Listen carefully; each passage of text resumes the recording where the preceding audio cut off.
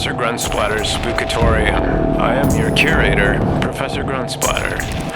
Beyond these doors crouch the wonders, horrors, and wry smiles of an uncanny world. This world, your world. Should you choose to come inside, the sounds and stories that the shadows tell will be yours to behold. Make no mistake, it is a place of questions, not answers. A place where the tickle in your belly or the twitch in your eye simply mean you're paying attention. But then if you weren't curious, you wouldn't be here. There will be no refunds once you enter. Thank you for your attention, and the brave ones, come with me.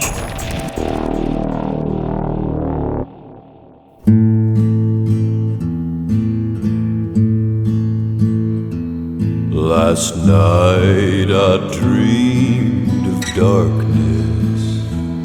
Last night I dreamed of home. I tried to call my father. My father's dead and gone, sick and alone. Caught in a bad time, sick and alone. Yonder the ghosts fly. The sky was black and threatening. The sky, it had no sun. I opened up my window and bravely cocked my gun, sick and alone.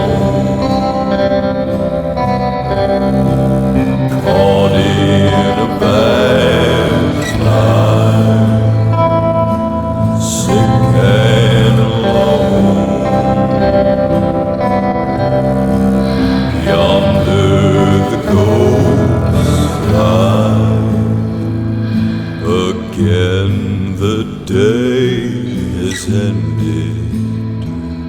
Again the day is lost. I crawl into my basement and lock away my thoughts, sick and alone.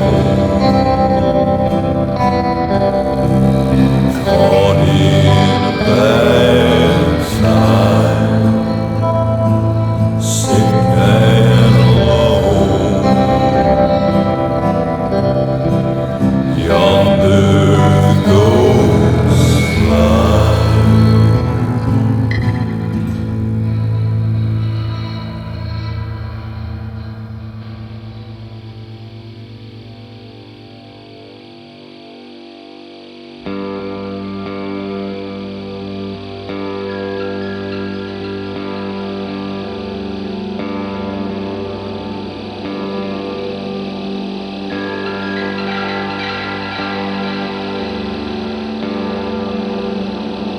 To the forest,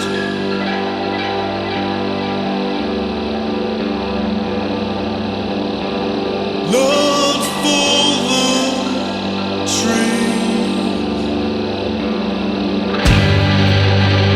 I dash with a hatchet. Branches leave their mark on me.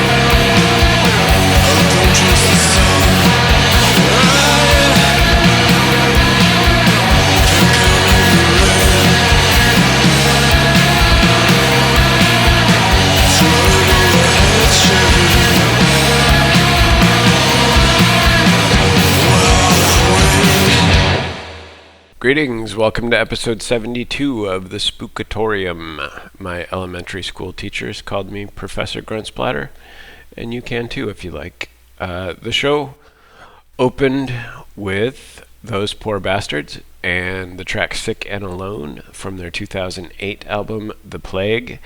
And the last track you heard was Dry Wedding off their 2021 record Sway, and that one was called The Hatchet. Coming up a little later in the show, I have got something about 19th century painter Richard Dadd, who created much of his fantastical work from within the belly of Victorian asylums. Before that, though, this is DiNT with Shovel.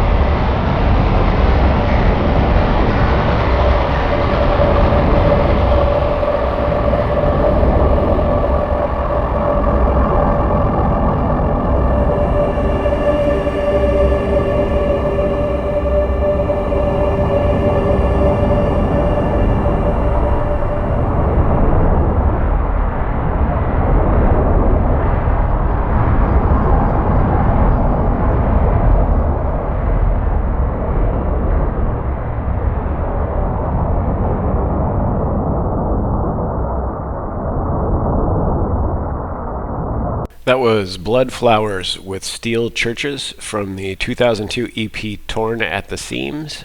Before that was Einleitungszeit with Maschinen schaffen Maschinen.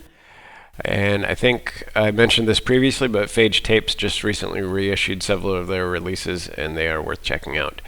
And then that set opened with DiNT and the track Shovel, and that is off of their Hooker EP. Scratching for ways to define the ineffable, humanity's fever to understand the other finds voice through its artistry.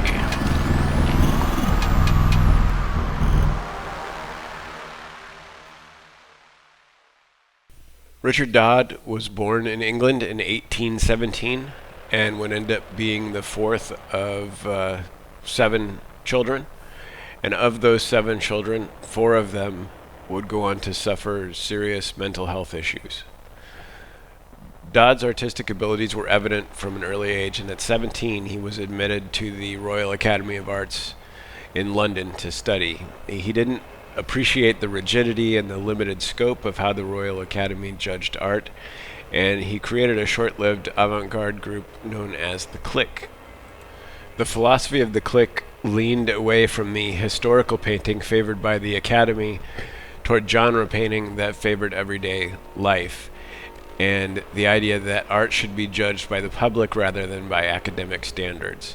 They created a sketching club that would meet and create drawings based around a common theme, and then enlist non-artists to judge the pieces and select the best of the sessions. This continued on for a few years before the group disintegrated as more of its members, aside from Dadd, became successful within the structure of the Arts Academy. Early in his 20s, Dadd began experiencing the effects of schizophrenia, and that, in combination with a trip to the Middle East to explore the idea of Orientalism at the age of 26 with his patron, facilitated the shift that would both lead to his confinement and his fantastical paintings that would become his legacy. While in the Middle East, his mental health began to deteriorate, writing to a friend at the time, quote, "The excitement of these scenes has been enough to turn the brain of an ordinary weak-minded person like myself, and I have lain down at night with my imagination so full of vagaries that I have really and truly doubted my own sanity." Unquote. It became concerning enough that he decided to cut the trip short and return home. On the return trip, he passed through Italy, and there he was consumed by the idea that he must attack the Pope, but he did not. This is a quote from Dadd that is taken from his biography.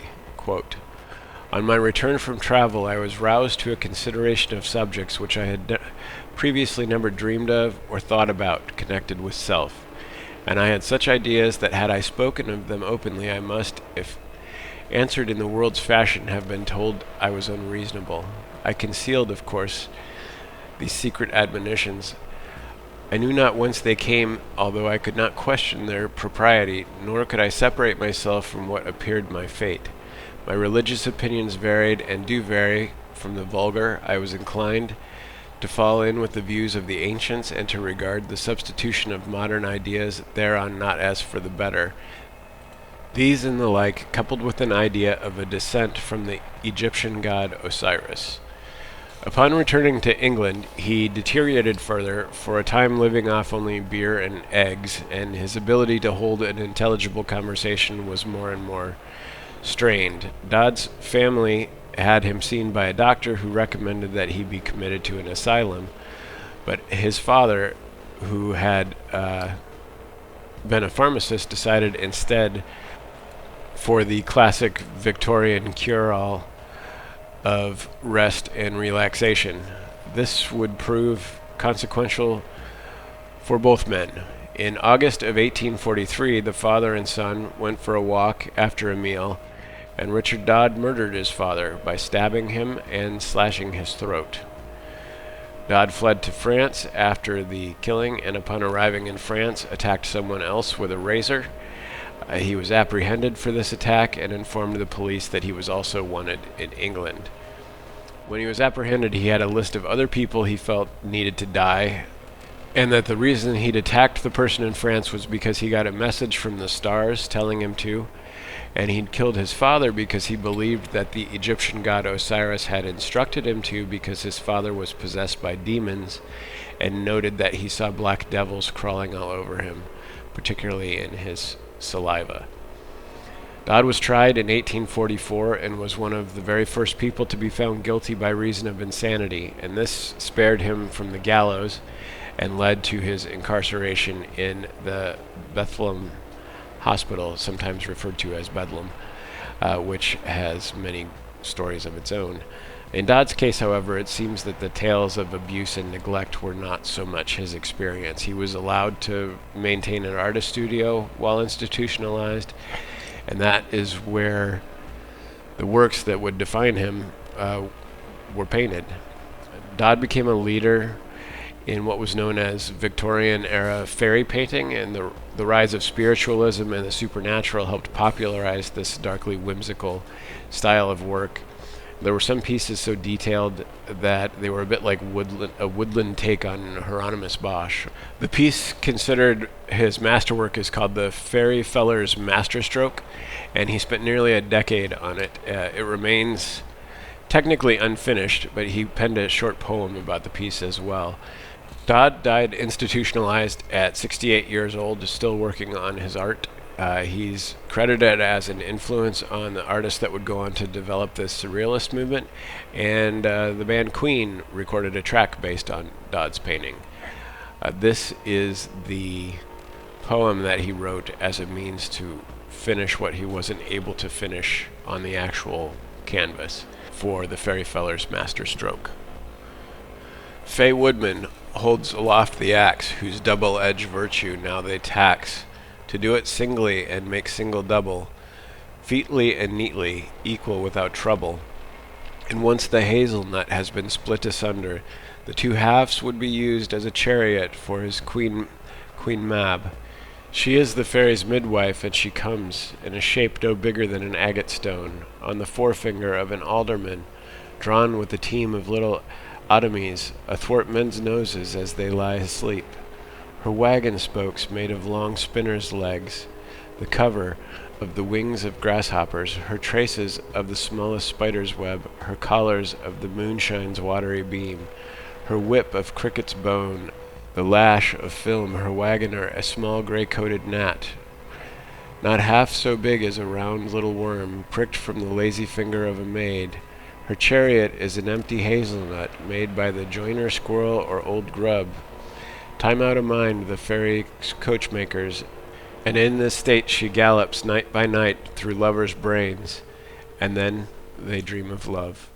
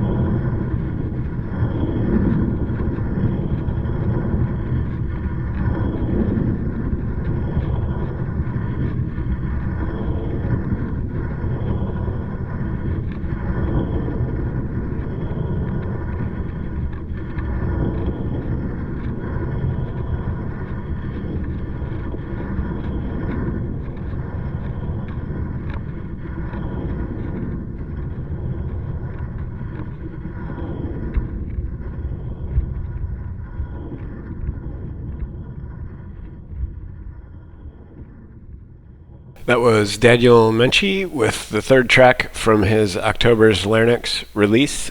Before that was Dagda Mor with The Fields of Death, and that set opened with Current 909 and the track Sleepwalking.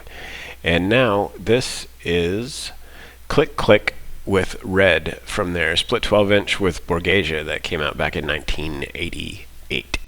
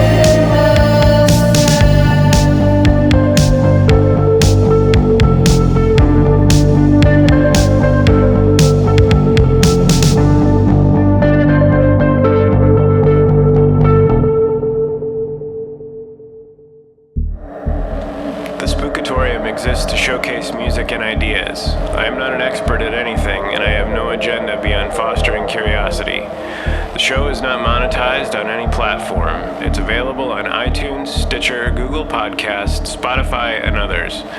A video version is available on the Cryonic Mind YouTube page. If you can like, subscribe, comment, etc., it helps the show's visibility. If your music was featured here and you'd prefer it was not, let me know and I will remove it from the feed. You can reach the show at spookatorium@gmail.com. The website can be found at spookatorium.org, and your comments are always welcome. Thanks very much for spending some time here.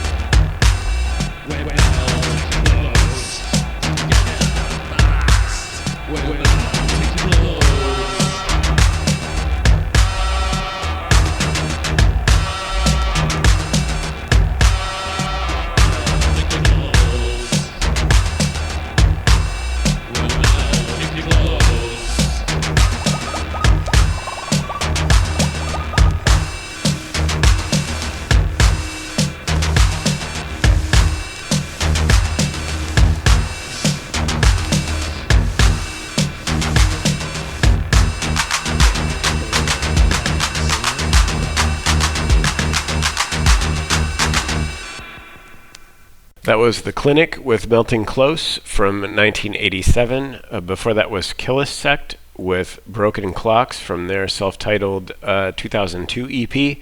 And that's that opened with Click Click and Red. And that is about that for today. To clear the table this time, this is Lavinia with New Blood. Thank you as always for checking out the show. Until next time.